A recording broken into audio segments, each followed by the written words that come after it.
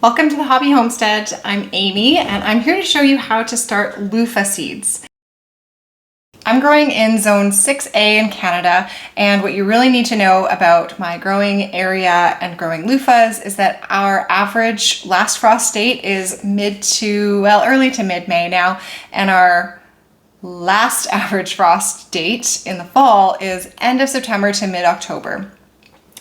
Loofahs need a long time to grow. They can take up to 200 days to grow from seed to harvest, and that's mostly because you could harvest them young as like a green summer squash and it would not take nearly that long, but ideally you have time for your loofah to fully mature on the vine where they start to turn brown, and then you can peel them and then you get the awesome loofah inside. These are our loofahs from 2 years ago. I didn't even grow them last year because we still had this many left. We made soaps with a bunch of them, and you can use them in the shower as an exfoliator.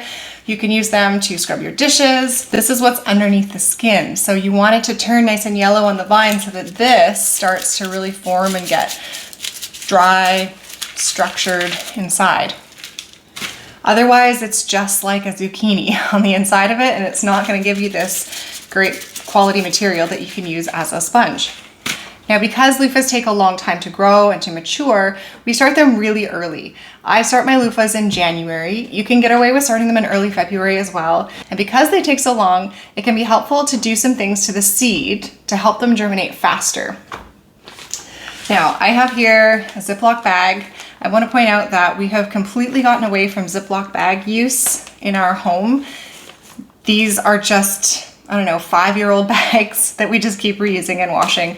So we haven't gotten away from them, but we just don't buy them anymore. We have some great silicone bag alternatives that I love. The idea here is to put your seeds in something that will hold the moisture to keep them from drying out.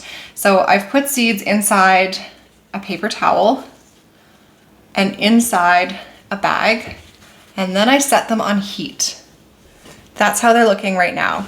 You'll also see that the seeds started out looking like this. They're just sort of black all over. And with this one in particular, you can see I sanded it. I just took some light sandpaper and I scuffed the surface of the seed. That's called scarification, and it's just a fancy term for making scars or moisture entry points on your seed coat. So if you have a really tough seed coat like these loofah seeds, it can help to scarify them or to sand them. You can also use like nail clippers and clip part of the seed coat, and that just is an entry point for moisture. Because what happens with seeds is as soon as they come in contact with moisture, they start producing an enzyme that supports germination. So you want that moisture to get through that seed coat as fast as possible to speed this very slow vegetable on its way. Now, the other thing about loofahs is that they love heat. These are a really warm weather loving crop. And so I put them in this paper towel in a baggie. I put them on a heat mat. This is about 3 days after scarifying them and putting them in a damp paper towel in a baggie on a heat mat. And they've already germinated. And this one here, you can see its little cotyledons, its little stem is wanting to come out already. So this is the root, the first root that it sends out, and then the leaves are coming next. So we want to get this little one planted ASAP. I have some pots here ready to go, and I'm just gonna dig a little hole with my finger and then put it, I put it root side down, but the root's kind of twisted here. It doesn't matter, it'll figure itself out. Essentially, it's root side down so that the leaves have sort of a straight shot to come up.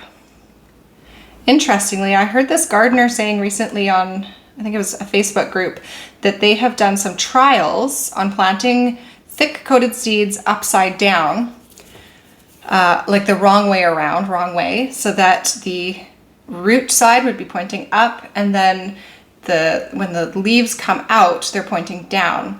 And what she found, it helps remove the seed coat.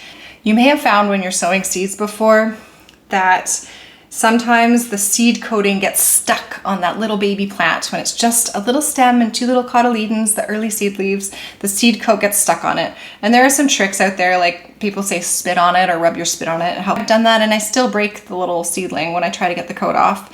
And what this trick does is just forces that little baby plant to push through more moist soil before it reaches the dry surface area. And in doing that, it's like an extra step to help scrape off the seed coating.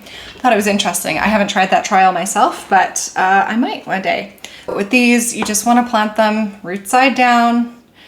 With this kind of seed, we're looking at maybe 1 inch deep, the hole. They shouldn't have to work too hard to get to the surface, but you want the roots fully under the soil when the plant reaches the top. Last one, growing 4 loofahs this year. It took 3 loofah plants for me to get that massive haul of like 24 giant loofahs. All right, that's it. We're gonna water them in. The seed starting soil is already a bit moist, but I'm just gonna water them in for good measure. And then from that point forward, we will do bottom watering, where we pour water into the tray and then they'll grow. So we'll check back in a few days to see if these babies have made it to the surface of the soil.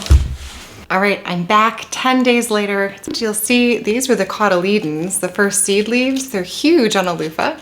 And then this is the first of the true leaves coming out. There's all 4 of them.